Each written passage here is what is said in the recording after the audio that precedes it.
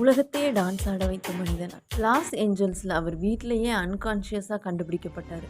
Hospital கொண்டு போனாங்க. டாக்டர்கள் முதல்ல சொன்னது கார்டியாக் அரெஸ்ட் வந்திருக்கலாம் அப்படின்னு.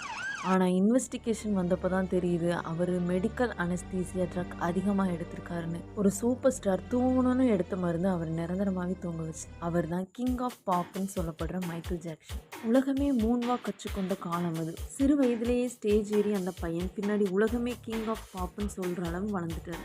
அவரோட ஒவ்வொரு டான்ஸ் மூமெண்ட்டும் ஒரு ட்ரெண்டு, ஒவ்வொரு சாங்கும் ஒரு வரலாறு. நான் 2009 பல வருஷங்களுக்கு அப்புறமா அவர் மீண்டும் ஸ்டேஜுக்கு வரணும் அப்படிங்கிற ஒரு முடிவு எடுத்தார்.